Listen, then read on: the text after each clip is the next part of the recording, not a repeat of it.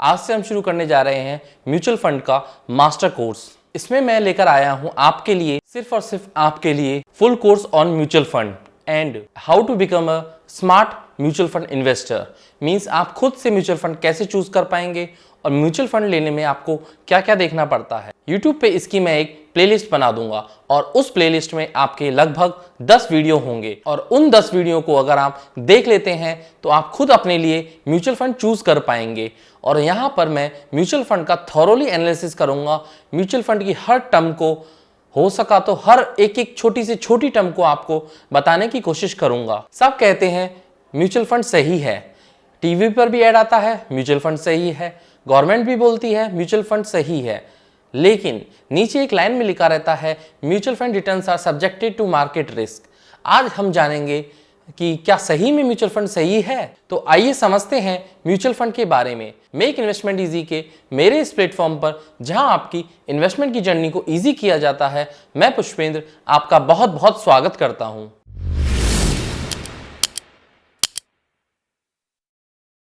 Course की outline कुछ इस प्रकार रहेगी।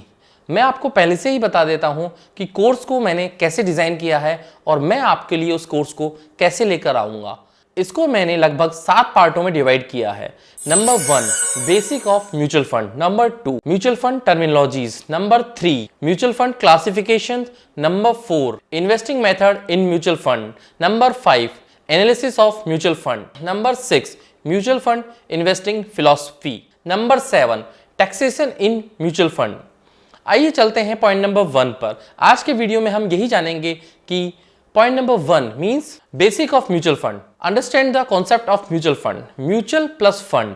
म्यूचुअल का मतलब होता है कॉमन और फंड का मतलब होता है मनी या फिर पैसा। म्यूचुअल फंड वो कॉमन पैसा है या मनी है जिसको इन्वेस्ट किया जाता है। इसका मतलब ये है कि म्यूचुअल फंड में इन्वेस्टर से पैसा लिया जाता है और उसे इन्वेस्ट किया जाता है। यहाँ पर फंड मैनेजर आपके पैसे को वाइसली इन्वेस्ट करते हैं और कोशिश करते हैं कि ज्यादा से ज्यादा आपको रिटर्न दिला सकें, और वो भी काफी मामूली सी फीस पर, जिसको एक्सपेंस रेशियो भी कहा जाता है। इसके बारे में हम आगे पढ़ेंगे या फिर आगे आने वाले चैप्टर्स में पढ़ेंगे। म्यूचुअल फंड एक ऐसा प्रोडक्ट है जहां पर आप 100, 200, 500, 1000 कितने भी रुपए से स्टार्ट कर सकते हैं। और सबसे अच्छी बात है म्यूचुअल फंड में रिस्क भी कम होता है। अब हम जानेंगे वाई म्यूचुअल फंड या फिर बेनिफिट्स ऑफ म्यूचुअल फंड। आखिर म्यूचुअल फंड ही क्यों। Point number 1, mutual fund does not require thoroughly analysis. Means mutual fund के लिए कोई बड़े एनालिसिस की जरूरत नहीं होती है। ज़्यादा से ज़्यादा आप 10 से 15 मिनट लगाने में या फिर थोड़ी सी रिसर्च करने में ही म्यूचुअल फंड को पिक कर सकते हैं। ऐसा क्यों है? क्योंकि म्यूचुअल फंड प्रोफेशनल के द्वारा मैनेज किया जाता है। या तो आप उनका ट्रैक रिकॉर्ड देख लीजिए या फिर पास्ट परफॉर्मेंस देख लीजिए, उससे आपको एक आइडिया लग जाता है कि ये फंड मैनेजर कैसा है। म्यूचुअल फंड में अपने आप में एक डाइवर्सिफिकेशन होता है, क्योंकि कोई भी म्यूचुअल फंड प्रोडक्ट में आप मान के चलिए 30 से 40 स्टॉक जरूर रहते हैं, तो ऑटोमेटिकली वो एक अपना इंडेक्स बन जाता है। मींस इंडेक्स की तरह बन जाता है।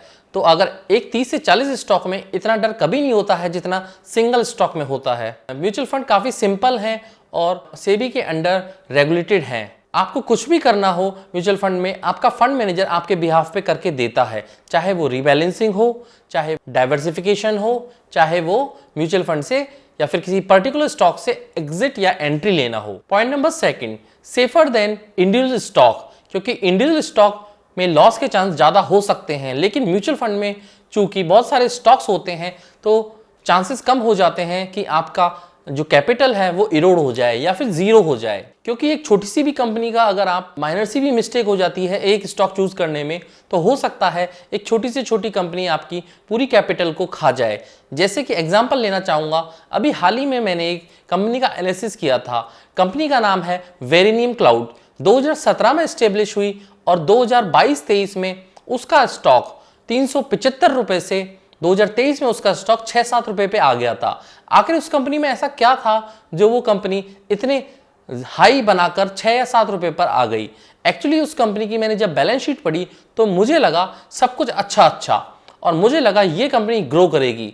लेकिन जब मैं उस बैलेंस शीट को पढ़ता गया तो उसके बाद मुझे थोड़ा डाउट होने लगा। डाउट का रीजन ये था कि उसकी एनुअल रिपोर्ट इतनी अच्छी लिखी हुई थी और इतनी डिटेल में एक एक पॉइंट को समझाया गया था और उनके विजन और मिशन को भी समझाया गया था। मतलब आप कह सकते हैं कि वो एनुअल रिपोर्ट कुछ ज़्यादा ही बेहतर बनाई गई थी, और वो भी एक छोटी कंपनी के लिए।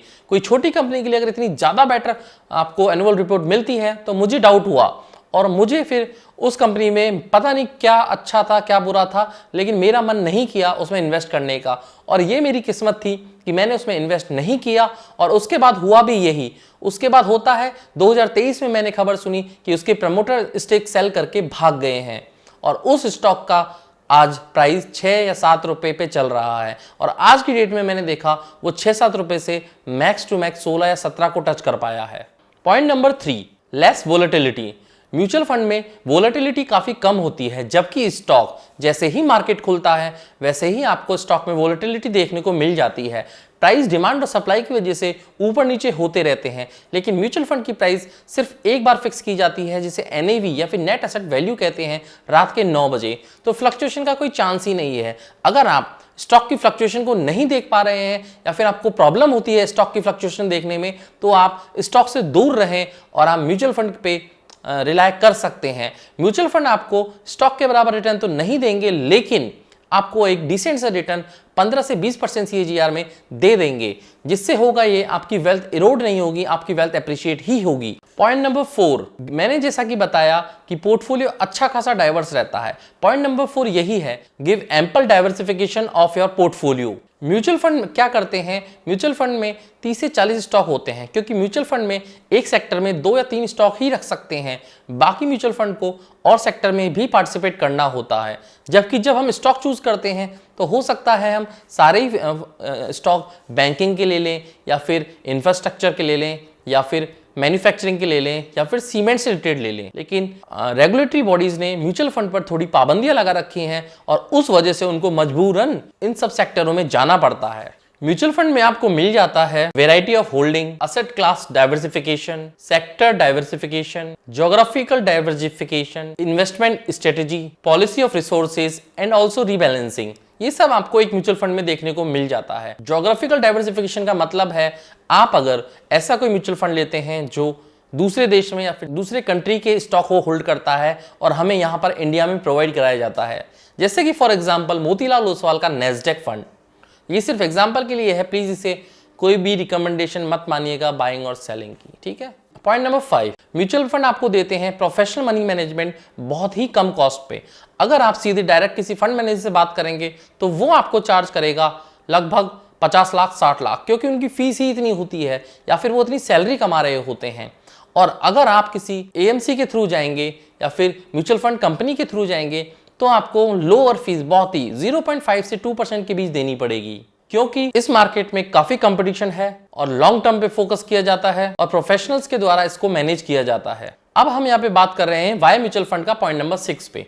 पॉइंट नंबर 6 कहता है कुछ फंड ऐसे भी होते हैं जो आपके टैक्स को सेव करते हैं, जैसे टैक्स सेविंग फंड भी, उनको टैक्स सेविंग फंड भी बोला जाता है, जैसे कि ELSS, equity link saving schemes. इनमें होता क्या है कि 3 साल के लिए ये लॉक इन पीरियड में रहते हैं। आप इसमें इन्वेस्ट करके ATC में 1.5 लाख तक की छूट पा सकते हैं। आगे के वीडियो में हम या फिर नेक्स्ट वीडियो में हम म्यूचुअल फंड की सारी टर्मिनोलॉजी को जानेंगे डिटेल में, जिससे आपको म्यूचुअल फंड को समझने में कोई भी दिक्कत ना आए।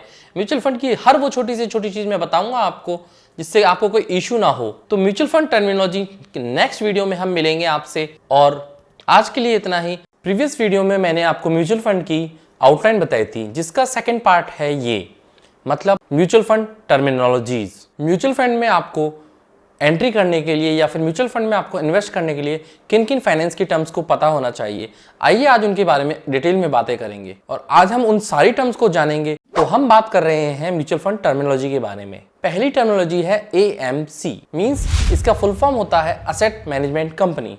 असेट मैनेजमेंट कंपनी कौन होती हैं, क्या करती हैं और कैसे वो वर्क करती हैं। असेट मैनेजमेंट कंपनी को लीगली ऑथराइज किया जाता है सेबी के द्वारा कि वो आपका पैसा मैनेज कर सकें, और वो ही एक अच्छा फंड मैनेजर रखती हैं, 1 या 2, जिससे वो इन्वेस्ट करवाती हैं। मींस असेट मैनेजमेंट कंपनी को आप अपना पैसा देते हैं और उसके बाद फंड मैनेजर उन पैसे को वाइसली अच्छे रिटर्न के लिए इन्वेस्ट करता है।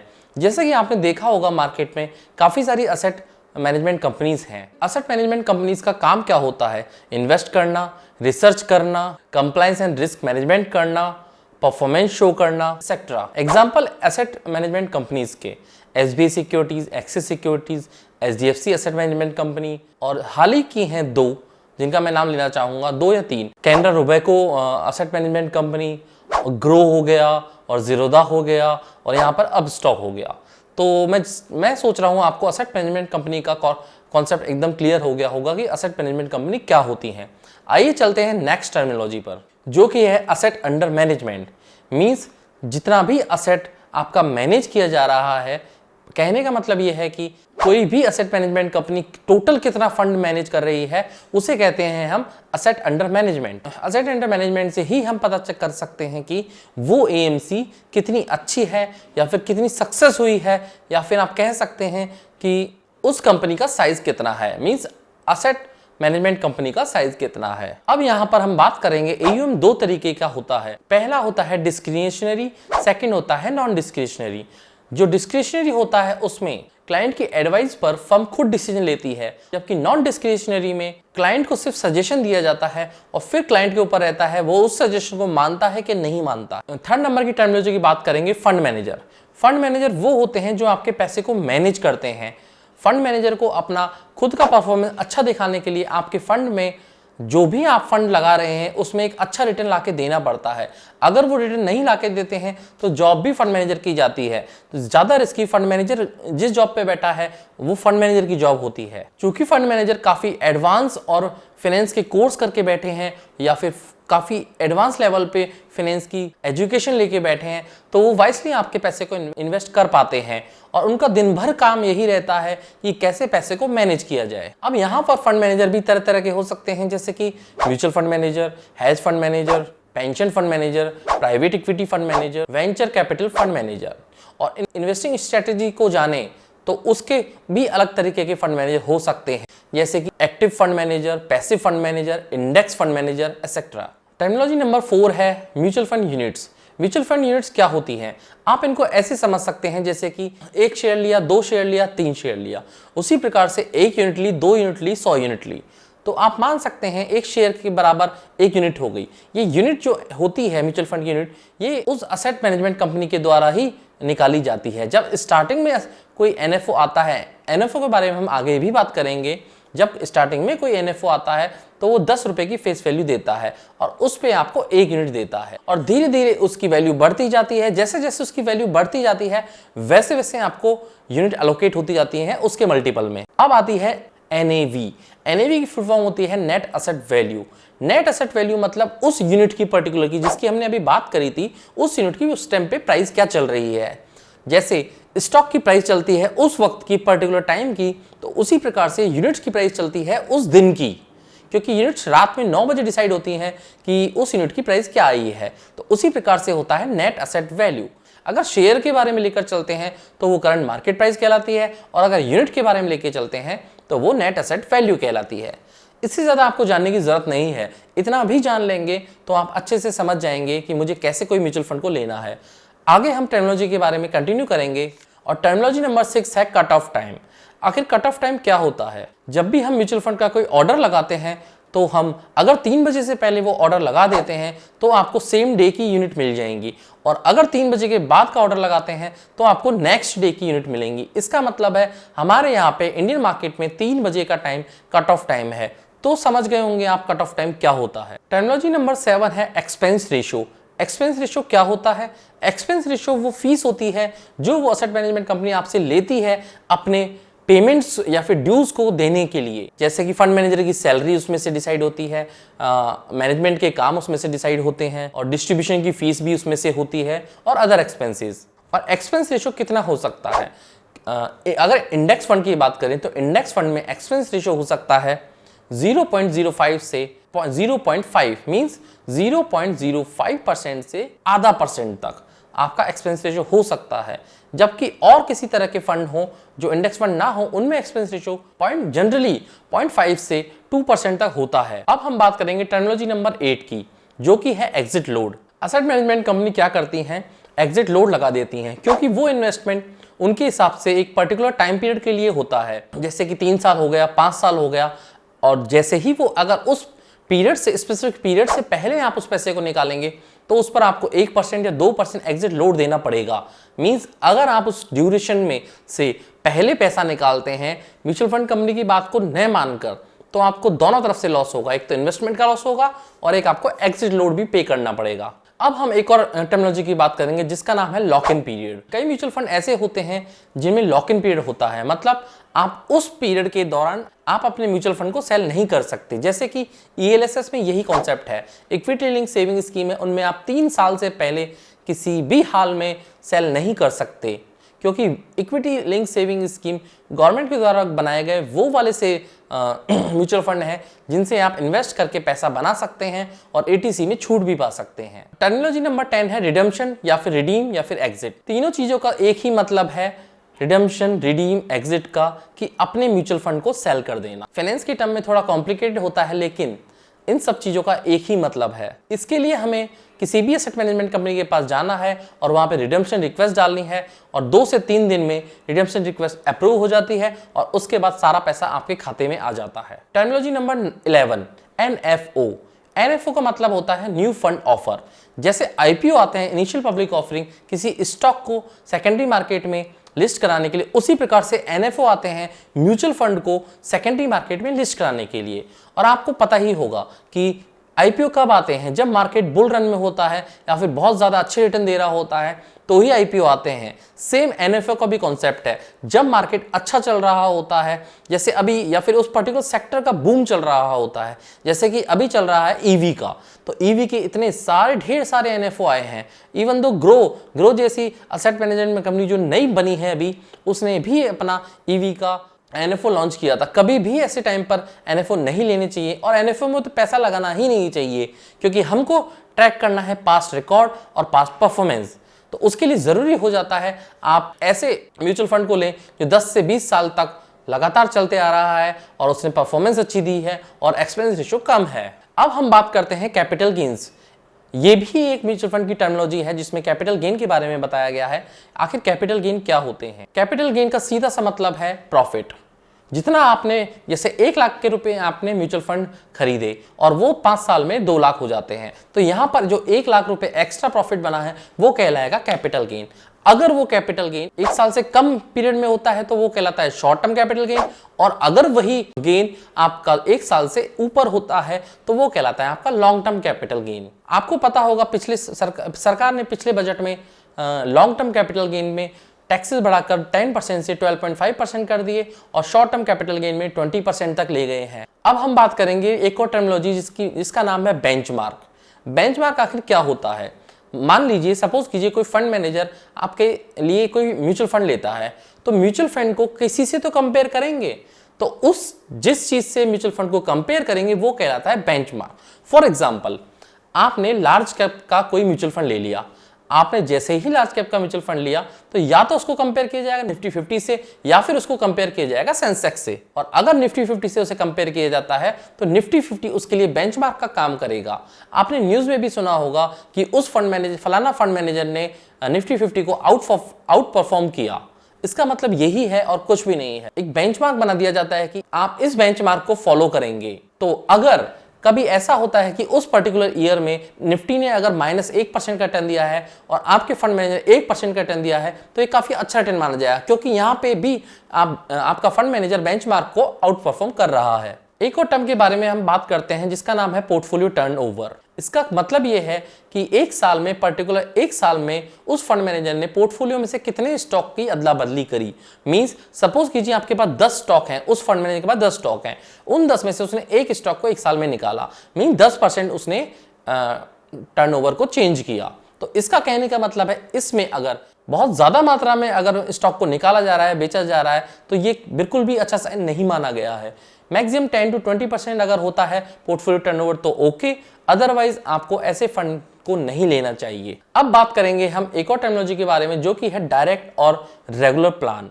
जब कभी ऑनलाइन प्लेटफॉर्म नहीं हुआ करते थे तो क्या होता था? तब ये होता था कि म्यूचुअल फंड कंपनीज को, जैसे कोटक म्यूचुअल फंड कंपनी है, सपोज कीजिए, एग्जांपल ले रहा हूँ प्लीज, ऐसा कोई भी मैं किसी भी कंपनी की वो नहीं कर रहा प्रमोशन वगैरह, तो प्लीज इसे एग्जांपल ही समझिएगा, ठीक है। सपोज कीजिए कोई एएमसी है, कोटक सिक्योरिटीज, तो कोटक सिक्योरिटीज क्या करेगी, अब अपने म्यूचुअल फंड के डिस्ट्रीब्यूटर रखेगी पूरे इंडिया में, जिससे कि वो म्यूचुअल फंड को सेल कर पाए, ठीक है।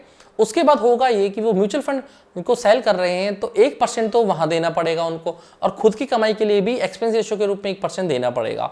तो जो भी रेगुलर प्लान होते हैं उनमें सिंपल सी बात है, एक्सपेंस रेशियो इंक्रीज हो जाता है, क्योंकि वो डायरेक्टली नहीं बेच रहे हैं। जैसे ही ऑनलाइन आया वैसे ही सेबी ने कहा कि सारे म्यूचुअल फंड ऑनलाइन प्लेटफॉर्म पे भी प्रोवाइड कराइए, जिससे mutual fund distributor easily remove हो जाएंगे, और हुआ भी यही। और उनके जितने भी वो थे एक्सपेंस रेशियो वो काफ़ी कम हो गए हैं, लेकिन जो पुराने चले आ रहे हैं उनको म्यूचुअल फंड रेगुलर ग्रोथ बोलते हैं, और जो नए बने हैं उनको बोलते हैं म्यूचुअल फंड डायरेक्ट। और आपको हमेशा म्यूचुअल फंड डायरेक्ट ग्रोथ ही लेना चाहिए, क्योंकि उसमें पैसा आपका डायरेक्टली लगा हुआ है और बीच में कोई डिस्ट्रीब्यूटर वगैरह कुछ नहीं है। एक और छोटी सी टर्मिनोलॉजी निकल के आती है, एसआईपी और लमसम। लमसम का मतलब आप समझ गए होंगे, जैसे सपोज कीजिए आप कोई नौकरी कर रहे हैं, उस नौकरी में आपको बोनस मिलता है या फिर इंसेंटिव आता है, तो वो एक साथ आता है, तो उसे कहते हैं हम लमसम। और एसआईपी मतलब systematic investment plan, means systematically आपको पैसा मिलते जा रहा है, जस्ट लाइक सैलरी। सैलरी में क्या होता है, हर महीने आपके अकाउंट में क्रेडिट हो जाती है,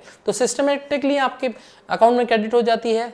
समझ गए ना आप ये चीज को। तो उसी प्रकार से सिस्टमेटिक इन्वेस्टमेंट प्लान है, छोटे छोटे अमाउंट में आप पैसा लगा सकते हैं, मंथली या फिर ईयरली या फिर क्वार्टरली या फिर वीकली। सबसे बेस्ट रहता है आप मंथली पैसा लगाएं एसआईपी में, सिस्टमेटिक इन्वेस्टमेंट प्लान में, जिससे क्या होगा कि आपका पैसा धीरे धीरे ग्रो होगा, और एक टाइम पे जब ऐसा टाइम आएगा आपके कंपाउंडिंग इफेक्ट दिखने लगेगा। पॉइंट नंबर 17 है growth and IDCW option. Growth direct growth होती है और एक रेगुलर ग्रोथ होती है। डायरेक्ट ग्रोथ में क्या होता है, सारे पैसे को एक्चुअली होता ये है, जब म्यूचुअल फंड कोई कंपनी को खरीदती है, स्टॉक्स को खरीद के पोर्टफोलियो को ही तो म्यूचुअल फंड बनाया जाता है, वो पोर्टफोलियो में जो भी स्टॉक हैं वो भी डिविडेंड देते हैं। अब वो डिविडेंड देंगे तो कंपनी को भी डिविडेंड मिलेगा, जिन लोगों का पैसा इन्वेस्टेड है उनको भी डिविडेंड मिलेगा। तो ग्रोथ वाली टर्म में, डायरेक्ट ग्रोथ वाली टर्म में क्या करते हैं कि उस पैसे को री इन्वेस्ट कर दिया जाता है, मतलब वापस से उस फंड में डाल दिया जाता है और उनको एक्स्ट्रा यूनिट अलोकेट हो जाती हैं। अब यहां पर बात निकल के आती है IDCW, इनकम डिस्ट्रीब्यूशन कम विड्रॉल, मींस ग्रोथ की तरह ही है, वहां पर डिविडेंड री इन्वेस्ट कर दिया जाता है और यहां पर डिविडेंड को पे आउट कर दिया जाता है, मींस डिविडेंड को दे दिया जाता है। किन लोगों को, IDCW ऑप्शन में वही लोग पैसा लगाते हैं जिनकी एज 50+ हो जाती है, या फिर जो लोग अच्छा खासा पैसा कमा चुके होते हैं और उनको अपने रिटायरमेंट के फंड के लिए पैसा लगाना होता है। इसी प्रकार से मैं म्यूचुअल फंड की सीरीज को जल्दी से जल्दी पूरा करना चाहता हूं और 10 से 12 वीडियोस में लाना चाहता हूं, जिससे कि आप अपने लिए एक अच्छा म्यूचुअल फंड चूज कर सकें। नेक्स्ट वीडियो में या फिर थर्ड वीडियो में हम देखेंगे म्यूचुअल फंड का क्लासिफिकेशन, कि म्यूचुअल फंड कैसे कैसे डिवाइड किए गए हैं और म्यूचुअल फंड कितने प्रकार के होते हैं, आपके लिए कौन सा म्यूचुअल फंड सही है, एक्टिव म्यूचुअल फंड क्या होते हैं, पैसिव म्यूचुअल फंड क्या होते हैं, म्यूचुअल फंड को किस तरह से डिवाइड किया गया है और कौन कौन सी असेट क्लास में को आपको जानना जरूरी है अगर आप म्यूचुअल फंड में इन्वेस्ट करना चाहते हैं या फिर सीखना चाहते हैं कि म्यूचुअल फंड में इन्वेस्ट कैसे किया जाता है, म्यूचुअल फंड क्या है और म्यूचुअल फंड कैसे वर्क करते हैं। म्यूचुअल फंड के क्लासिफिकेशन से पहले हम असेट एलोकेशन के बारे में अच्छे से जानेंगे। असेट एलोकेशन क्या होता है? असेट एलोकेशन के अंदर दो टर्म आती हैं, इक्विटी और डेट। इक्विटी का मतलब होता है हिस्सेदारी, कि आप इक्विटी शेयर होल्डर खरीद रहे हैं, इसका मतलब है आप किसी कंपनी में हिस्सेदारी को खरीद रहे हैं। और डेट का मतलब होता है कर्जा, लोन, कि मतलब आप अगर डेट फंड चूज करते हैं तो आप लोन दे रहे हैं कंपनी को, आपको कंपनी एक फिक्स इंटरेस्ट पे करेगी। इक्विटी लॉन्ग रन में काफी अच्छे रिटर्न देते हैं, जबकि डेट फंड एक फिक्स और लगभग एवरेज रिटर्न दे पाते हैं इन द लॉन्ग रन में। इन्वेस्टिंग इन द बॉन्ड्स कहलाता है फिक्स इनकम इन्वेस्टमेंट्स। अब हम बात करेंगे म्यूचुअल फंड की कैटेगरीज के बारे में। नंबर 1 है equity mutual fund. Equity mutual fund वो होते हैं जिनमें ज्यादातर पोर्शन इक्विटी में इन्वेस्ट किया जाता है, मींस मोस्टली जो भी इन्वेस्टेड अमाउंट रहेगा वो स्टॉक्स में रहेगा। अब चलते हैं हम नंबर 2 पर। नंबर 2 है debt mutual fund. Debt mutual fund में ज्यादातर निवेश, जो भी इन्वेस्टमेंट होगा वो डेट फंड में इन्वेस्ट किया जाएगा, जो कि एक फिक्स्ड इनकम इंस्ट्रूमेंट होते हैं। Hybrid mutual fund. Hybrid mutual fund वो होते हैं जिनमें इक्विटी और डेट दोनों का मिक्सचर करके निवेश किया जाएगा, कह सकते हैं 50% आप इक्विटी में एलोकेशन होगा और 50% आपका डेट में एलोकेशन होगा। फिर म्यूचुअल फंड की कैटेगरी में आता है 4th नंबर पे सॉल्यूशन ओरिएंटेड फंड। ये वो फंड होते हैं जो आपके फाइनेंशियल गोल या फिर फाइनेंशियल फ्रीडम को अचीव करने के लिए पाए जाते हैं। जैसे कि आप रिटायरमेंट के लिए कोई सपोज कीजिए आप रिटायरमेंट के लिए कोई स्कीम देख रहे हैं तो वो कहलाएगी सॉल्यूशन ओरिएंटेड फंड। समझ गए होंगे आप कि सॉल्यूशन ओरिएंटेड फंड किसे कहते हैं। एक्चुअली सपोज कीजिए आप कॉर्पस इकट्ठा करना चाहते हैं 100 करोड़, तो आपको कितनी एसआईपी लगानी है या फिर कितना इन्वेस्ट करना है वो आपका एक फाइनेंशियल गोल हो जाएगा। और फाइनेंशियल गोल और फाइनेंशियल प्लानिंग के बारे में पहले भी बात कर चुका हूं, आप चाहे तो मेरे प्रीवियस वीडियो देख सकते हैं और उनसे समझ सकते हैं फाइनेंशियल प्लानिंग आखिर होती क्या है। तो इस प्रकार से हम म्यूचुअल फंड का क्लासिफिकेशन करते हैं। अब हम बात करेंगे और फोकस करेंगे इक्विटी क्लास पे, क्योंकि हम इसी के बारे में सीख रहे हैं और इसी के बारे में जान रहे हैं। इक्विटी क्लास में टाइप ऑफ म्यूचुअल फंड कितने तरह के होते हैं आइए जानते हैं डिटेल में। इक्विटी क्लास में पहला म्यूचुअल फंड है लार्ज कैप फंड, इसे ब्लू चिप फंड भी कहा जाता है। अब यहाँ पर बात निकल कर आती है कि लार्ज कैप फंड क्या होते हैं। तो आइए नॉलेज के लिए मैं आपको बता देना चाहता हूँ, सेबी ने एक डेफिनेशन दी है। आप डेफिनेशन नहीं कह सकते, मतलब सेबी के डेटा के अकॉर्डिंग जो भी स्टॉक मार्केट कैप में 1 से 100 तक हैं उनको लार्ज कैप कहा गया है, 101 से 250 तक हैं उनको मिड कैप कहा गया है और 251 से 500 तक हैं उनको स्मॉल कैप कहा गया है। और आजकल तो एक नई इंडेक्स फंड भी इंट्रोड्यूस हो गई है जो कि है 501 से 750 तक। इंडेक्स फंड के बारे में हम आगे भी बात करेंगे, लेकिन यहां मैं आपको सिर्फ मार्केट कैप के अकॉर्डिंग समझाना चाहता हूं कि large cap, mid cap, small cap, micro cap आखिर होते क्या हैं। अब आपको अच्छे से समझ में आ गया होगा लार्ज कैप फंड क्या होते हैं। तो अब हम वापस चलते हैं हमारे large cap equity mutual fund पे। जो large cap equity mutual fund होते हैं उनमें सेबी का क्राइटेरिया है कि 80% अमाउंट, मिनिमम 80% अमाउंट आपके लार्ज कैप स्टॉक में लगेगा और रेस्ट ऑफ 20% या तो डेट फंड में लग सकता है या फिर स्मॉल कैप फंड में या फिर म्यूचुअल फंड में, मतलब कहीं भी लग सकता है। लार्ज कैप म्यूचुअल फंड का एम क्या होता है? लार्ज कैप म्यूचुअल फंड का एम वेल्थ जनरेट करना होता है, जो कि सारे ही म्यूचुअल फंड में होता है, तो इसमें कोई बड़ी बात नहीं है। लेकिन वेल्थ जनरेट करना किन स्टॉक में लगाकर होता है? जो वेल एस्टेब्लिश कंपनीज हैं उनमें पैसा लगाकर आपको वेल्थ जनरेट करके देते हैं। लार्ज कैप फंड के अंदर काफी हाई वोलेटिलिटी मानी जाती है। फॉर एग्जाम्पल के लिए, सिर्फ एग्जाम्पल है, कोई बाइंग सेलिंग रिकमेंडेशन नहीं है, मेरे पास इस तरह के कोई भी म्यूचुअल फंड नहीं है। एसबीआई ब्लू चिप फंड, जैसा कि मैंने आपको बताया लार्ज कैप फंड को ब्लू चिप फंड भी कहा जाता है, तो यहां पर एसबीआई ब्लू चिप फंड भी एक लार्ज कैप फंड कहलाएगा। ICICI prudential blue chip fund, ये सिर्फ मैं एक एग्जांपल ले रहा हूं। और हमेशा आपको म्यूचुअल फंड में डायरेक्ट और ग्रोथ वाला ऑप्शन ही चूज करना चाहिए, क्योंकि मैंने इसके बारे में अपनी म्यूचुअल फंड की टर्मिनोलॉजी में डिटेल से समझाया है कि क्यों हमें डायरेक्ट और ग्रोथ वाला म्यूचुअल फंड ही लेना चाहिए। प्लीज आप उस वीडियो को जरूर देख लीजिएगा, क्योंकि टर्मिनोलॉजी से आपको एक एक वर्ड के बारे में जानकारी हो जाएगी। उसमें 17-18 प्रकार के टर्म्स हैं। अगर आप उस वीडियो को एक बार देख लेते हैं तो आप डिटेल में समझ जाएंगे म्यूचुअल फंड के बारे में। जो लार्ज कैप फंड होते हैं उनका बेंचमार्क होता है सेंसेक्स या फिर निफ्टी 50 या फिर निफ्टी नेक्स्ट 50। मींस जो भी वो रिटर्न देंगे उसको वो फॉलो करने की कोशिश करेंगे। सेकंड फंड पे चलते हैं जो कि होता है mid cap fund. Mid cap fund क्या होते हैं? मिड कैप फंड वो होते हैं जिनमें मार्केट कैप के अकॉर्डिंग 101 से 250 तक, मतलब 150 स्टॉक्स जो आते हैं नंबर से, उनको मिड कैप फंड कहा जाता है। अब मिड कैप फंड में सेबी का क्या क्राइटेरिया है? मिड कैप फंड में सेबी का क्राइटेरिया है मिनिमम 65% पैसा आपको मिड कैप स्टॉक्स में लगाना होगा और उसके बाद जो 35% पैसा है उसको या तो आप मिड कैप में लगा सकते हैं या फिर किसी और अल्टरनेटिव फंड में लगा सकते हैं या फिर डेट फंड में भी लगा सकते हैं। इन फंड का एम क्या होता है? इन फंड का एम उन 150 स्टॉक में पैसा लगाकर वेल्थ जनरेट करना होता है और ये मिड कैप के ही इंडेक्स को फॉलो करते हैं। इन फंड्स का benchmark Nifty mid cap 150, Nifty mid cap 100, Nifty mid cap 50, ये सारे जो भी इंडेक्स हैं मिड कैप के अंदर आते हैं और इन्हीं में निवेश कर फंड मैनेजर को पैसा जनरेट करना होता है या फिर आपकी वेल्थ जनरेट करनी होती है। अब हम बात करेंगे थर्ड टाइप ऑफ फंड की, जो है कि small cap fund. Small cap fund क्या होते हैं? अब स्मॉल कैप फंड में वो सारे स्टॉक आते हैं जिनका मार्केट कैप 251 कैटेगरी से 500 तक का है। वो सारे स्टॉक स्मॉल कैप कैटेगरी में आते हैं। यहाँ पर सेबी की गाइडलाइन के अनुसार minimum 65% of holding small cap stocks में होनी चाहिए और बाकी 35% या तो आप स्मॉल कैप में ही रख सकते हैं या फिर आप मिड कैप या फिर लार्ज कैप में रख सकते हैं। इनका एम होता है कि उन सारी स्मॉल कैप कंपनीज में इन्वेस्ट करके वेल्थ जनरेट करना। आप खुद सोचिए, ये जो भी लार्ज कैप और मिड कैप कंपनी है कभी तो स्मॉल कैप रही होंगी और इन्होंने भी वेल्थ जनरेट कर दी है, लेकिन कंपैरेटिवली ये मिड कैप और लार्ज कैप से काफी ज्यादा रिस्की होते हैं, तो आपको सोच समझ कर ही इनमें इन्वेस्ट करना चाहिए, या फिर आपका इन्वेस्टमेंट हॉराइजन एटलीस्ट 10 ईयर के लिए होना चाहिए। उसका रीजन ये है कि इस 10 ईयर के दौरान मोस्टली 150 जो भी मैंने कंपनी बताई है 250 मोस्टली उनमें से 5 या 10% ही कंपनी रह जाती हैं। चौथे नंबर के फंड, फोर्थ नंबर का फंड है multi cap fund. Multi cap fund में ऑल टाइप ऑफ स्टॉक होते हैं, लेकिन इसका सेबी का जो क्राइटेरिया है वो है लार्ज कैप फंड में मिनिमम 25% होना चाहिए, मिड कैप फंड में मिनिमम 25% होना चाहिए और स्मॉल कैप फंड में मिनिमम 25% होना ही चाहिए।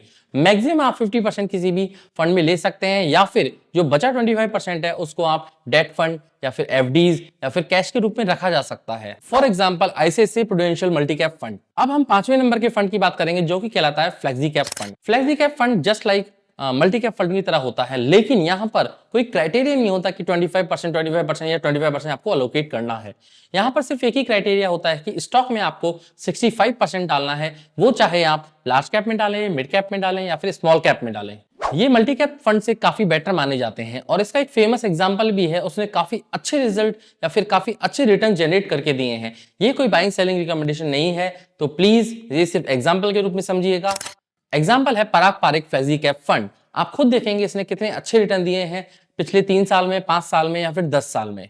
अब हम एक और फंड के बारे में बात करेंगे जो कि हमारा 6 नंबर का फंड है, उसे कहते हैं वैल्यू फंड। वैल्यू फंड वो होते हैं जहां पर फंड मैनेजर कोशिश करते हैं अंडर वैल्यूड स्टॉक को चूज करने की और आपके लिए अच्छी वेल्थ जनरेट करने के लिए। ये काफी हाई रिस्की होते हैं और सेबी के अकॉर्डिंग इसमें 65% मिनिमम क्राइटेरिया होता है कि आप वैल्यू फंड के ही स्टॉक खरीदने होंगे। तो यहां पर फंड मैनेजर मजबूर हो जाते हैं 65% स्टॉक वैल्यू फंड के खरीदने के लिए, जो कि आपको लॉन्ग रन में एक अच्छी वैल्यू जनरेट कर देते हैं। इसके बाद आता है 7 नंबर पर ईएलएसएस फंड। ईएलएसएस फंड क्या होते हैं? पहले तो सबसे पहले हम ईएलएसएस की फुल फॉर्म जान लेते हैं।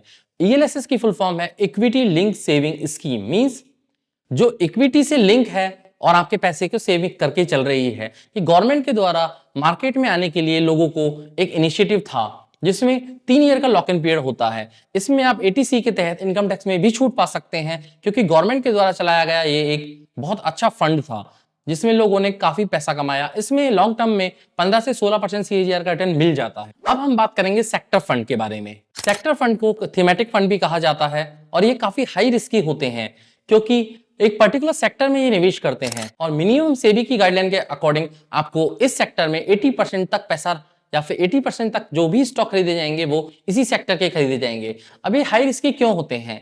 आप खुद देखिए, कभी कभी ऐसा होता है कि फार्मास्यूटिकल सेक्टर नहीं चल रहा होता है या फिर इंफ्रास्ट्रक्चर सेक्टर नहीं चल रहा होता है, तो उस वक्त हो सकता है कि आपका पोर्टफोलियो काफी ज्यादा लॉस में या फिर काफी ज्यादा रेड दिखे। ये बहुत ज्यादा रिस्की होते हैं ड्यू टू सेक्टर स्पेसिफिक पे कॉन्सेंट्रेशन करते हैं।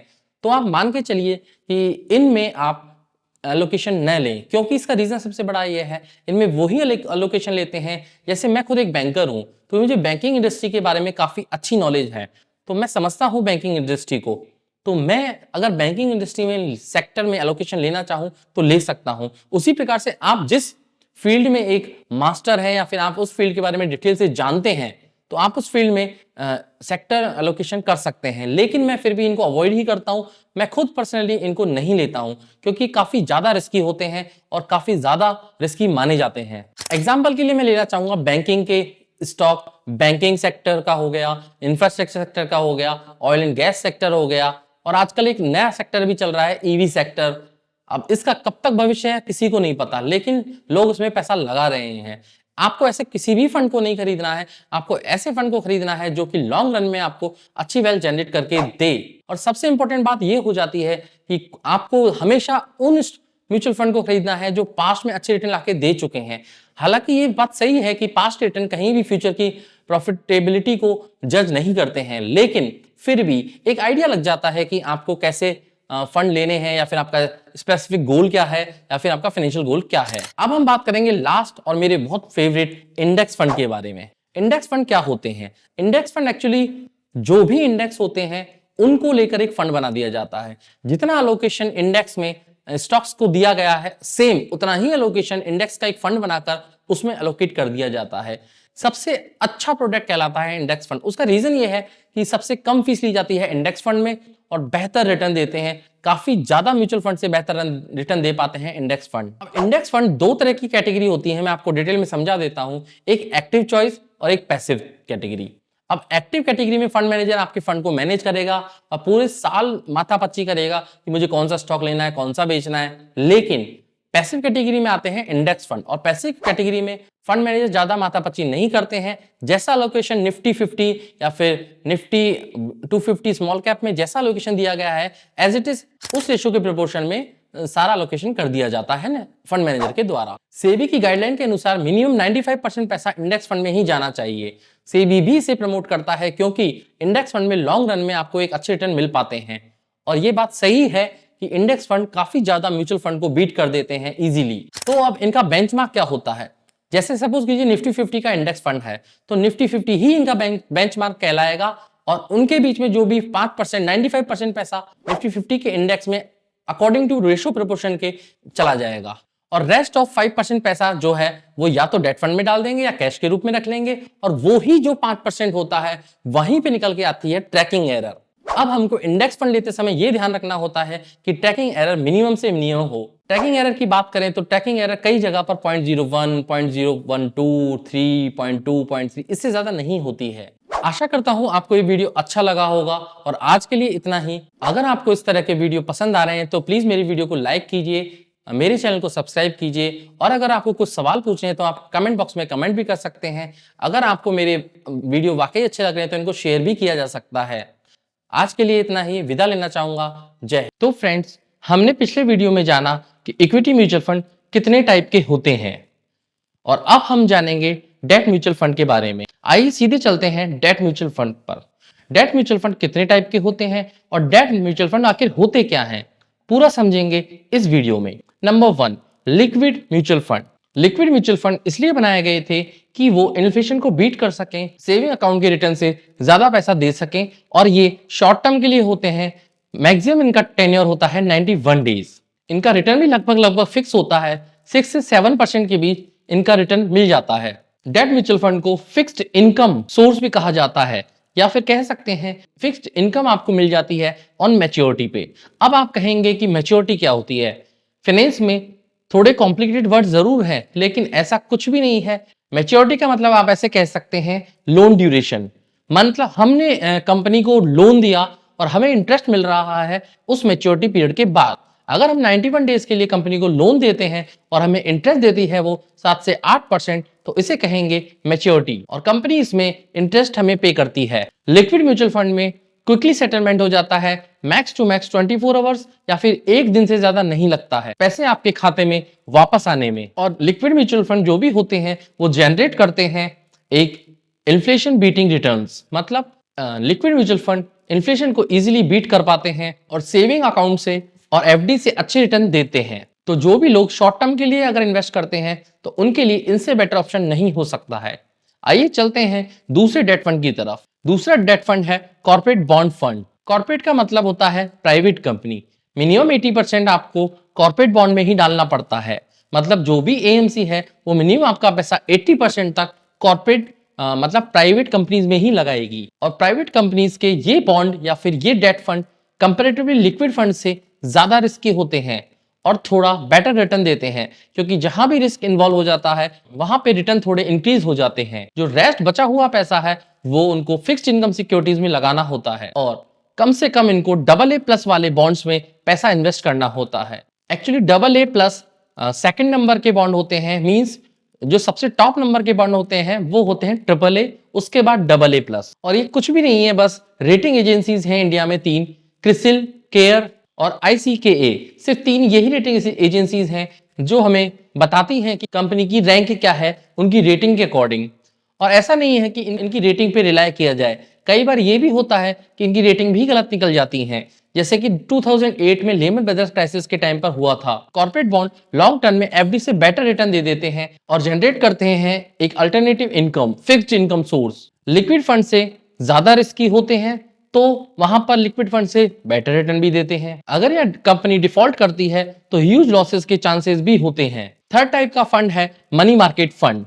अब मनी मार्केट फंड क्या होते हैं? जो भी फंड 91 डेज से कम की मैच्योरिटी वाले होते हैं उन्हें कहते हैं money market fund. Money market fund में जब भी इन्वेस्टर पैसा लगाते हैं तो 65% पैसा उनका मनी मार्केट फंड में ही जाता है। मिनिमम 65 है, मैक्सिमम यहाँ पर कितना भी हो सकता है और रेस्ट अमाउंट इनका फिक्स्ड इनकम सिक्योरिटीज में जाता है। मनी मार्केट फंड में इंटरेस्ट रेट चेंज होने का रिस्क रहता है। रेगुलर इनकम जनरेट करने के लिए यह भी एक अच्छा फंड माना जाता है।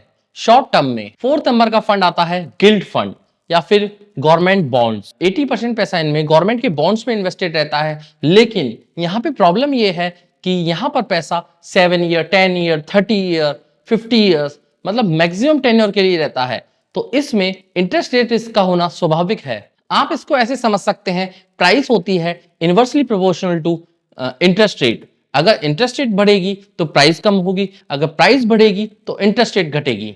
तो यहां पर आपके डेट फंड कंप्लीट हो जाते हैं।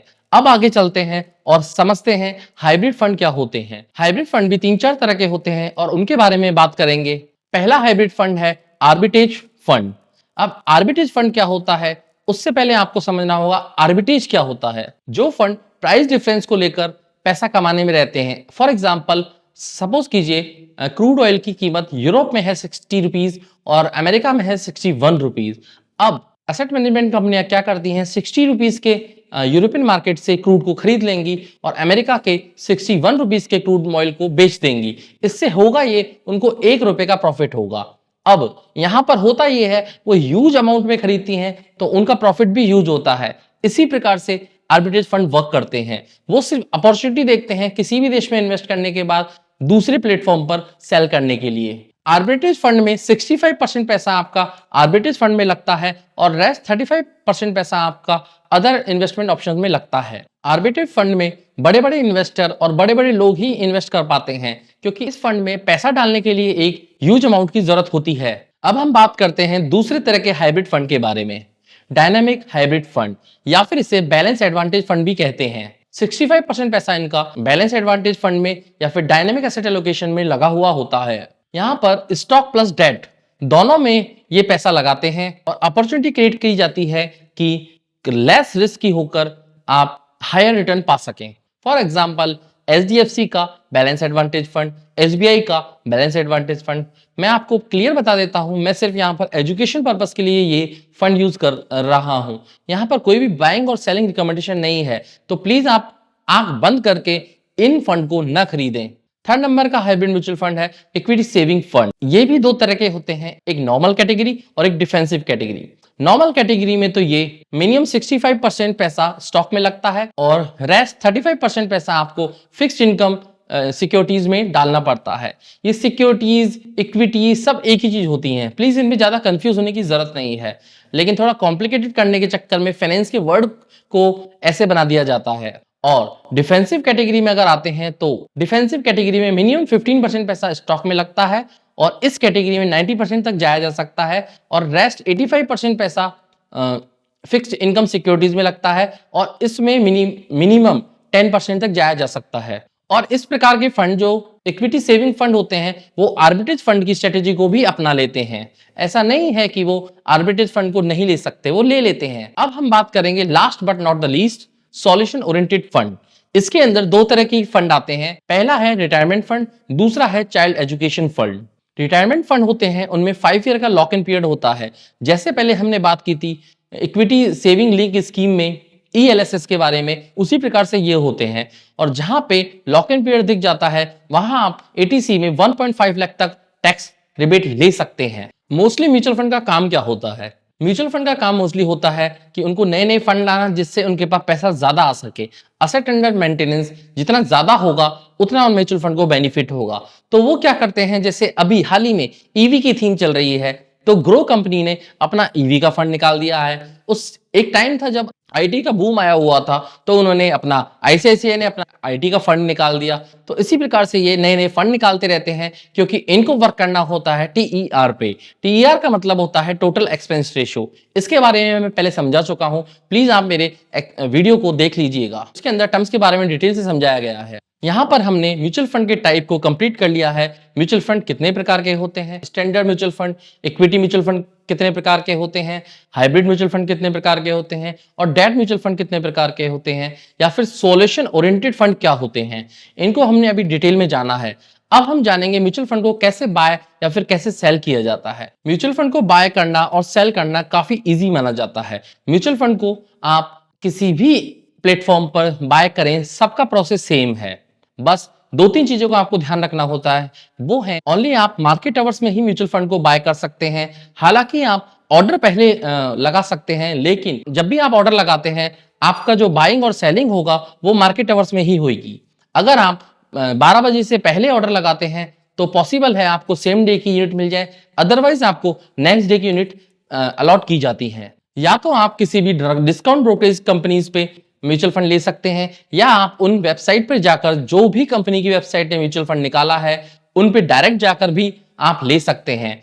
और इसके लिए अगर आप श्योर होना चाहते हैं तो म्यूचुअल फंड की एक्चुअली होता है म्यूचुअल फंड की यूनिट आपके अकाउंट में या डीमैट अकाउंट में 1 से 2 दिन के अंदर आती हैं। तो आप उसको श्योर करने के लिए NSDL या फिर CDSL की वेबसाइट खोल सकते हैं और वहां पे आप अपना अकाउंट बना सकते हैं और उससे आप पता कर सकते हैं कि क्या मुझे यूनिट अलोकेट हुई है कि नहीं हुई है। ये काम आप स्टॉक में भी कर सकते हैं। जैसे ही आप वेबसाइट बनाएंगे या अपना पैन कार्ड डालेंगे तो उसके अंदर आपको वो सारी यूनिट्स और सारे म्यूचुअल फंड और सारे स्टॉक शो कर देगा।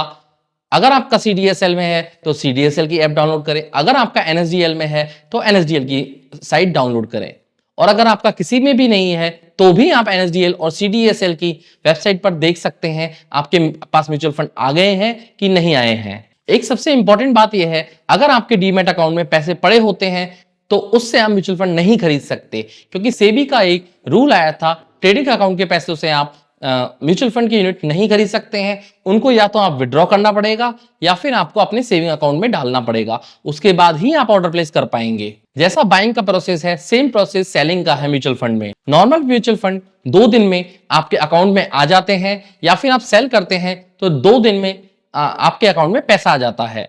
और लिक्विड म्यूचुअल फंड होते हैं वो सिंगल डे में आपके अकाउंट में आ जाते हैं, और अगर आपको सेल करना होता है तो पैसा भी सिंगल डे में आ जाता है। आशा करता हूं आपको मेरे वीडियो में समझ आ गया होगा म्यूचुअल फंड क्या होते हैं, म्यूचुअल फंड कितने तरह के होते हैं, म्यूचुअल फंड को कैसे बाय और सेल किया जाता है। इसी प्रकार के वीडियो देखने के लिए प्लीज मेरे चैनल को सब्सक्राइब कीजिए और मेरे वीडियोस को लाइक कीजिए, शेयर कीजिए और कमेंट्स कीजिए।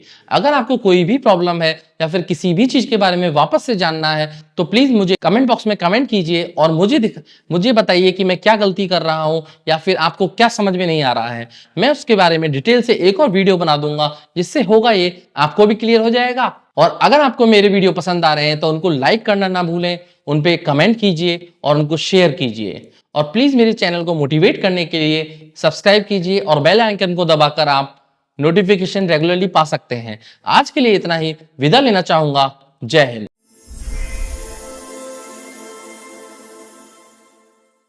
आज के वीडियो में हम जानेंगे म्यूचुअल फंड के प्रोसेस के बारे में, और हम जानेंगे कि म्यूचुअल फंड में कितने प्रकार से निवेश किया जा सकता है, या फिर आप कह सकते हैं वो कौन कौन सी स्ट्रेटेजी हैं जिसमें म्यूचुअल फंड में निवेश किया जा सकता है। म्यूचुअल फंड स्ट्रेटेजी आप 4 तरीके की मान सकते हैं। पहली lump sum, second one SIP investing, third one STP जिसे सिस्टमेटिक ट्रांसफर प्रोटोकॉल भी कहा जाता है, और फोर्थ वन SWP। आइए इनको जानते हैं डिटेल में नंबर वाइज। नंबर वन है लमसम इन्वेस्टिंग। म्यूचुअल फंड में लमसम इन्वेस्टिंग कब करनी चाहिए, कैसे करनी चाहिए और उसका क्या प्रोसेस है, आइए समझते हैं डिटेल में। आखिर लमसम होता क्या है। लमसम का मतलब होता है एक मुश्त इन्वेस्टिंग करना। मतलब आपके पास पैसा है 1 लाख रुपए और उस 1 लाख रुपए को आप एक बार में डाल देते हैं, तो इसे कहते हैं हम लमसम इन्वेस्टिंग। इसमें हमें कब इन्वेस्टिंग करनी चाहिए, आइए जानते हैं। इस स्ट्रेटेजी का यूज बियर रन में अच्छे से हो पाता है। सपोज कीजिए जैसे कि अभी 4-5 महीने से मार्केट गिरी हुई है, तो ये टाइम बहुत अच्छा है इस स्ट्रेटेजी के थ्रू पैसा डालने में, मींस लमसम पैसा डालने में। मेरे हिसाब से जो मैं समझता हूं, इस स्ट्रेटेजी के तहत कोई पैसा डालता है तो उसको कैसे डालना चाहिए। सपोज कीजिए आपके पास 1 लाख रुपए है, 1 लाख रुपए को आप 25% और 25 × 25 4 पार्ट कर लीजिए। और उसके बाद जैसे ही निफ्टी अपने 52 वीक हाई से 10% गिरता है तो आप उसमें 25,000 इन्वेस्ट कर दीजिए। इस स्ट्रेटेजी में हमें कैसे इन्वेस्टिंग करनी चाहिए। जब भी मार्केट डाउन होता है, मींस यहाँ पर निफ्टी 50 को लेकर चल रहे हैं, जब भी मार्केट डाउन होता है 10% से, तो हमें अपना 25% पैसा इसमें डाल देना चाहिए। और जब भी मार्केट 20% से डाउन होता है तो लगभग 50% पैसा, मतलब मींस नेक्स्ट हमारा स्ट्रेंच होगा, उसको डाल देना चाहिए। और जब भी मार्केट 30% से ज़्यादा गिरता है तो आपको थर्ड वाला आपकी स्ट्रेंच डाल देना चाहिए। और अब आप कहेंगे कि फोर्थ स्ट्रेंथ कब डालना है। फोर्थ स्ट्रेंथ हमें होल्ड कर कर रखना है।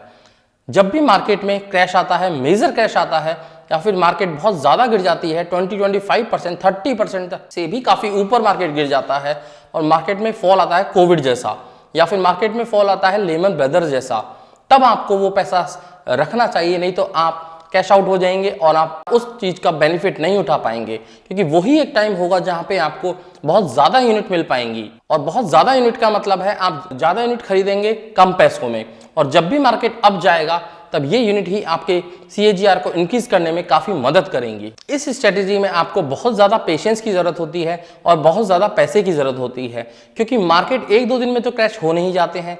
मार्केट 10 साल में या 1 डिकेड में 1 या 2 बार ही क्रैश होते हैं, और उसके बाद धीरे धीरे मार्केट ऊपर चलते रहते हैं। इसके लिए आपको बहुत ज़्यादा पेशेंस की ज़रूरत है। तो आप मान के चलिए ये स्ट्रेटेजी जो भी मंथली इनकम कमाते हैं उनके लिए वर्क नहीं करेगी। तो उनके लिए कौन सी स्ट्रेटेजी वर्क करेगी, आइए जानते हैं। Strategy number 2, SIP investing. SIP investing का मतलब क्या होता है? सिप का मतलब होता है सिस्टमैटिक इन्वेस्टमेंट प्लान। मतलब एक फिक्स्ड अमाउंट आप रेगुलर इंटरवल में डालते रहते हैं, तो उसे कहते हैं सिप इन्वेस्टिंग या फिर systematic investment plan. Systematic investment plan का मतलब होता है आप एक फिक्स्ड अमाउंट एक फिक्स्ड ड्यूरेशन के लिए आप और एक फिक्स्ड डेट पे डालते रहते हैं, उसे कहते हैं सिस्टमैटिक इन्वेस्टमेंट प्लान। और यहाँ पर डेट कोई सी भी हो सकती है। इस झमेले में या इस चक्कर में मत पड़िएगा कि किस डेट पे हम SIP काटें, क्या हमको 1, 15 या 30 तारीख पे किस डेट पे हमें ज़्यादा रिटर्न मिलेगा, ऐसा कुछ भी नहीं होता है। आप जिस दिन भी स्टार्ट करेंगे उसी डे पे, सेम डे पे आपकी सिप कटनी चाहिए, जब तक आपकी वो SIP रहती है। सिप को इजीली स्टार्ट किया जा सकता है और इजीली क्लोज किया जा सकता है। सिप बाय और सेल करना सेम प्रोसेस है। आपको मैं पहले भी बता चुका हूं कि इनको कैसे बाय किया जाता है और कैसे सेल किया जाता है। जब मार्केट डाउन होती है तो आपको ज़्यादा यूनिट मिल जाती हैं, और जब मार्केट अप होती है तो आपको कम यूनिट मिल जाती हैं। तो उससे होता यह है कि मार्केट में आपको आपका एवरेज अप हो जाता है। मैं नहीं कहूँगा इसमें बहुत ज़्यादा आपको रिटर्न मिलेगा, लेकिन आपको 14-15% के आसपास रिटर्न मिलते रहते हैं, जिससे आपके वेल्थ ग्रो होती रहती है। और ये स्ट्रेटेजी ज़्यादातर उन लोगों के लिए काम आती है जो सैलरीड क्लास होते हैं। इसे हम एक सिंपल से एग्जांपल से समझेंगे। 1000 की सिप आपने की है और यूनिट की कॉस्ट है 100 रुपीज़, तो आपको नॉर्मल मार्केट में यूनिट मिलती है 10 रुपीज़। अब सपोज कीजिए मार्केट थोड़ा नीचे गिर गया है और यूनिट की कॉस्ट हो गई है 50 रुपीज़, तो आपको लगभग 20 यूनिट्स मिल जाएंगी।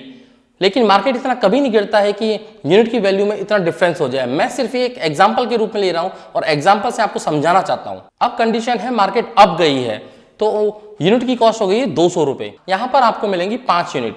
अब आप देखिए आपको कितनी यूनिट अलॉट हुई, लगभग आपको यूनिट अलॉट हुई 35 यूनिट। अगर मार्केट रेगुलरली ऊपर रहता तो आपको यूनिट अलॉट होती लगभग 30। अगर मार्केट रेगुलरली नीचे होता तो आपको यूनिट मिलती लगभग 60। अगर मार्केट यहां पर नॉर्मल रहता तो आपको यूनिट मिलती 10, मतलब 3 बार के लिए मिलती 30। अगर मार्केट यहां पर डाउन होता तो आपको यूनिट मिलती 20 × 3 60, और अगर मार्केट यहां पर अप रहता तो आपको यूनिट मिलती 5 × 3 15। SIP में आप कभी भी किसी भी वक्त या फिर किसी भी डेट के दिन आप इन्वेस्ट कर सकते हैं, इसमें कोई ज्यादा सोचने की बात ही नहीं है। अब हम बात करेंगे स्टेप अप SIP के बारे में। स्टेप अप SIP एक तरह से SIP ही है, लेकिन स्टेप अप में होता क्या है, आप एक फिक्स इंटरवल के बाद अपना अमाउंट इंक्रीज कर देते हैं, क्योंकि लॉन्ग रन में सैलरीड क्लास की हर साल एक इंक्रीमेंट मिलता है, उस हिसाब से आप 10% इंक्रीज ले पाते हैं, क्योंकि सैलरीड क्लास को हमेशा इंक्रीमेंट मिलता रहता है, ईयरली या फिर क्वार्टरली या फिर बोनस मिल जाता है, तो आप फिर अपनी SIP के अमाउंट को इंक्रीज कर पाते हैं। अगर आप अपनी SIP के अमाउंट को 10% से इंक्रीज करते हैं तो इसका क्या मतलब है, इसे हम एक एग्जांपल से समझते हैं। मान लीजिए 1000 रुपए की आपकी SIP चल रही है और 1 साल के बाद आप सेट कर देते हैं कि मुझे स्टेप अप करना है 10% से, तो 1 साल बाद आपकी SIP 1100 की हो जाएगी। इसका मतलब ये है एक आप स्टेप अप हो गए हैं अपने फाइनेंशियल गोल के करीब आने में, तो इसलिए इसका नाम रखा गया है step up SIP। Step up SIP उन लोगों के लिए बेस्ट मानी जाती है जो लोग सैलरीड क्लास हैं, या फिर जिनका इंक्रीमेंट रेगुलर टाइम पे होता रहता है, या फिर जिनकी सैलरी रेगुलरली इंक्रीज होती रहती है। स्ट्रेटेजी नंबर 3, अब हम बात करेंगे SWP के बारे में। आखिर SWP क्या होता है, कैसे वर्क करता है। SWP की फुल फॉर्म होती है सिस्टमैटिक विड्रॉल प्लान।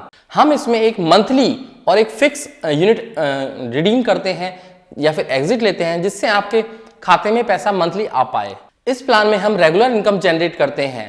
इस प्लान में आप खुद का पेंशन फंड क्रिएट कर सकते हैं जिससे आपको आने वाले समय में कोई समस्या ना आए। इस स्ट्रेटेजी का सबसे बड़ा ड्रॉबैक ये है, आपको बहुत सारा लमसम पैसा चाहिए होता है। और वैसे भी ये स्ट्रेटेजी उन लोगों के लिए वर्क करती है जो रिटायर्ड होना चाहते हैं या 50 प्लस हैं, 60 प्लस हैं। एक्चुअली SWP में 4% का रूल वर्क करता है। आखिर क्या है ये 4% का रूल, आइए समझते हैं। इसका मतलब ये है कि आप अपने पोर्टफोलियो से अगर 4% विड्रॉ करते हैं या फिर रिडम्पशन करते हैं ईयरली, तो आपका पोर्टफोलियो भी ग्रो होता रहेगा और आपके पास मंथली पैसा भी जनरेट होता रहेगा और आगे आने वाले 30 इयर्स तक आप इजीली सर्वाइव कर पाएंगे। अब यहां पर आप कहेंगे कि इन्फ्लेशन भी तो है, इन्फ्लेशन है, लेकिन आपका पोर्टफोलियो भी तो 12-13% से ग्रो कर पा रहा है, तो इसका मतलब हम इन्फ्लेशन को भी बीट कर रहे हैं, हम पैसा भी निकाल रहे हैं और हमारे पोर्टफोलियो को ग्रो भी कर रहे हैं। इसे भी हम एक एग्जांपल से डिटेल में समझते हैं। सपोज कीजिए आपका 6 करोड़ का पोर्टफोलियो है और उसमें से आपको 4% हर साल निकालना है, मींस 24 लाख रुपीज आप हर साल निकालते हैं। 24 लाख के हिसाब से 1 मंथ का हो गया 2 लाख, तो 2 लाख पर मंथ आप इसमें SWP लगा सकते हैं और इजीली 2 लाख रुपीज आप हर महीने अपने सर्वाइवल के लिए ले सकते हैं। और चूंकि ये इसमें आपका पोर्टफोलियो भी इंक्रीज रहेगा, आपने जैसे ही सपोज कीजिए 6 करोड़ में से 24 लाख निकाल दिए तो आपके पास बचेंगे 5.76 करोड़। अब उन 5.76 करोड़ पे आपको 12 से 13% रिटर्न भी तो मिलेगा, तो वो अमाउंट आपका इंक्रीज होकर हो जाएगा लगभग 6.4 करोड़ के आसपास। मैंने कोई एग्जैक्ट कैलकुलेशन नहीं की है, अगर कैलकुलेशन मिस्टेक हो तो प्लीज माफ कीजिएगा। अब आते हैं हम स्ट्रेटेजी नंबर 4 पर, जो स्ट्रेटेजी है सिस्टमैटिक ट्रांसफर प्लान। इस स्कीम में होता यह है एक म्यूचुअल फंड से दूसरे म्यूचुअल फंड में पैसा ट्रांसफर होता है, वो भी एक फिक्स इंटरवल में और एक फिक्स ड्यूरेशन में। जब भी मार्केट क्रैश होता है तब ये ऐसा किया जाता है और तब माना जाता है कि ये काफी बेनिफिशियल होता है इन्वेस्टर्स के लिए। सपोज कीजिए मार्केट पीक पर है और आपका पैसा डेट फंड में लगा हुआ है। जैसे ही मार्केट क्रैश होती है धीरे धीरे आप STP लगा देते हैं और आपका पैसा डेट फंड से इक्विटी में जो स्ट्रॉन्ग फंडामेंटल के साथ हैं उनमें SIP के थ्रू ट्रांसफर होता रहेगा। मतलब से ये भी एक तरह का सिस्टमेटिक इन्वेस्टमेंट प्लान है, लेकिन यहाँ पे एक म्यूचुअल फंड से दूसरे म्यूचुअल फंड में पैसा जा रहा है। मोस्टली होता यह है कि डेट फंड से यहाँ पर इक्विटी फंड में पैसा जाता है। आशा करता हूं आपको म्यूचुअल फंड के सारे कॉन्सेप्ट क्लियर हो गए होंगे। अगर कुछ भी प्रॉब्लम हो तो प्लीज कमेंट बॉक्स में कमेंट कीजिएगा और अगर आपको मेरे वीडियो अच्छे लग रहे हैं तो प्लीज उनको लाइक कीजिए, उनको शेयर कीजिए और मेरे चैनल को सब्सक्राइब करना ना भूलें। इसी प्रकार के वीडियो मैं रेगुलर लाता रहूंगा। अगर आपको कुछ भी प्रॉब्लम होती है तो प्लीज मुझे बताएं और मुझे कमेंट करें। आगे आने वाले वीडियो में हम जानेंगे कि म्यूचुअल फंड को कैसे पिक किया जाता है या फिर म्यूचुअल फंड को कैसे चूज किया जाता है। एक म्यूचुअल फंड को चूज कर हमें आगे क्या करना होता है और क्या स्ट्रेटेजी रहेगी और कैसे इन्वेस्टमेंट होगा, सब जानेंगे नेक्स्ट वीडियो में। अब तक हम म्यूचुअल फंड के बारे में काफी कुछ जान चुके हैं। हम जान चुके हैं म्यूचुअल फंड क्या होता है, म्यूचुअल फंड कितने टाइप के होते हैं, म्यूचुअल फंड को कैसे बाय और कैसे सेल किया जाता है, SWP क्या होती है, SIP क्या होती है, STP क्या होती है और लमसम इन्वेस्टिंग क्या होती है। अब हम बात करेंगे म्यूचुअल फंड का एनालिसिस कैसे किया जाता है, या फिर आप कह सकते हैं कि म्यूचुअल फंड को कैसे चूज किया जाता है जिससे कि हम लॉन्ग टर्म में वेल्थ जनरेट कर सकें। म्यूचुअल फंड का एनालिसिस स्टॉक के कंपैरिजन में काफी इजी होता है। विद इन 2 आवर्स आप चाहे तो एक अच्छे म्यूचुअल फंड का चुनाव कर सकते हैं। समझते हैं कि म्यूचुअल फंड कैसे एनालिसिस किया जाता है। आज हम जानेंगे म्यूचुअल फंड के बारे में डिटेल कि म्यूचुअल फंड का एनालिसिस कैसे किया जाता है। म्यूचुअल फंड के बारे में आपको जानने के लिए या तो SID पढ़नी होगी या फिर फैक्ट शीट। अब हम जानेंगे SID क्या होती है। SID होती है स्कीम इंफॉर्मेशन डॉक्यूमेंट। ये लगभग 300 से 400 पेजेस का होता है और इसको पढ़कर आप किसी भी म्यूचुअल फंड को आसानी से खरीद सकते हैं, क्योंकि इसमें सारी डिटेल दी हुई होती है उस पर्टिकुलर म्यूचुअल फंड के बारे में। हमें क्या क्या चेक करना है म्यूचुअल फंड के बारे में, इसके बारे में हम आगे बात करेंगे। अब हम जानते हैं फैक्ट शीट क्या होती है। फैक्ट शीट आप मान सकते हैं एक कंसाइज वे है SID का, जो हर मंथली रिपोर्ट आपको प्रोवाइड कराते हैं म्यूचुअल फंड। सारे म्यूचुअल फंड की SID और फैक्ट शीट अलग अलग होती है। जैसे अगर सपोज कीजिए फॉर एग्जांपल के लिए मोतीलाल ओसवाल के 35 म्यूचुअल फंड हैं तो उनकी 35 ही SID होंगी और हर महीने 35 ही फैक्ट शीट जनरेट होंगी जो कि कस्टमर को वो प्रोवाइड कराएंगे। SID या फिर फैक्ट शीट को पढ़कर आप इजीली 1 से 2 आवर में किसी भी म्यूचुअल फंड में इन्वेस्ट कर सकते हैं। आइए चलिए जानते हैं म्यूचुअल फंड का एनालिसिस कैसे किया जाता है। जब भी म्यूचुअल फंड का एनालिसिस किया जाता है तो कुछ पॉइंट्स का ध्यान रखा जाता है। आखिर वो पॉइंट्स क्या क्या हैं, आइए समझते हैं डिटेल में। Point number 1, return. अब हम सोच रहे हैं कि म्यूचुअल फंड ज्यादा रिटर्न दे रहा है तो अच्छा है, जबकि ऐसा नहीं होना चाहिए। म्यूचुअल फंड को हमेशा कंपेयर किया जाता है उसके बेंचमार्क से। तो सबसे पहले आप निफ्टी से म्यूचुअल फंड को कंपेयर कीजिए। निफ्टी के कंपेयर में आपका म्यूचुअल फंड किस तरह से CAGR रिटर्न जनरेट कर पा रहा है, या फिर उस म्यूचुअल फंड को जो आपने चूज किया है उसके बेंचमार्क से आप कंपेयर कर सकते हैं। और ये बेंचमार्क आपको बताएगा कि आपका म्यूचुअल फंड अच्छा कर रहा है या नहीं कर रहा है। डेट फंड के केसेस में आपका म्यूचुअल फंड एटलीस्ट इन्फ्लेशन से ज्यादा आपको रिटर्न देना चाहिए। Point number 2, beta. बीटा क्या होता है? बीटा एक्चुअली म्यूचुअल फंड की वोलेटिलिटी को दर्शाता है। अगर बीटा की वैल्यू 1 से अबव होती है तो आप मान के चलिए वो बहुत ज्यादा वोलेटाइल होगा, और बीटा की वैल्यू अगर 1 से कम है तो वो म्यूचुअल फंड कम वोलेटाइल होगा। तो आपको वो वाला म्यूचुअल फंड चूज करना है जो कम वोलेटाइल हो। उससे बेनिफिट ये होगा कि आप रोज रोज घबराएंगे नहीं अगर आप रोज रोज अपना पोर्टफोलियो देखते भी हैं तो। और कम बीटा वाले म्यूचुअल फंड एक एवरेज और अच्छा रिटर्न दे पाते हैं। पॉइंट नंबर 3, अब हमें ये देखना है कि आपको डायरेक्ट म्यूचुअल फंड में जाना है या रेगुलर म्यूचुअल फंड में जाना है।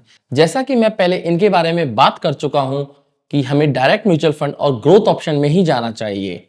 रेगुलर म्यूचुअल फंड और डायरेक्ट म्यूचुअल फंड में क्या डिफरेंस है, ये आप म्यूचुअल फंड टर्मिनोलॉजी में देख सकते हैं। आपको लिंक डिस्क्रिप्शन बॉक्स में नीचे मिल जाएगा। Point number 4, expense ratio. अब एक्सपेंस रेशो मैंने आपको बताया हुआ है म्यूचुअल फंड टर्मिनोलॉजी में क्या होता है।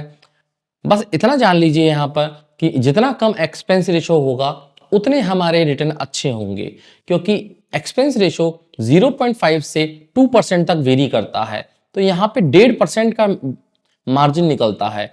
अगर आपका 0.5 एक्सपेंस रेशो है तो वेरी गुड, और अगर आपका 2% है और वो म्यूचुअल फंड उतना रिटर्न जनरेट नहीं कर पा रहा है तो मान के चलिए आपसे वो 1.5% तो ज्यादा ले ही रहा है, लेकिन वो अपने इंडेक्स को भी बीट नहीं कर पा रहा है, जो उसका बेंचमार्क है उसको भी बीट नहीं कर पा रहा है, तो आपके लिए वो म्यूचुअल फंड ठीक नहीं है। इंडेक्स फंड में जनरली ये म्यूचुअल फंड 0.1 से 0.5 तक एक्सपेंस रेशियो रहता है। परसेंटेज के रूप में मैं बात कर रहा हूं। पॉइंट नंबर 5, एग्जिट लोड और लॉक इन पीरियड।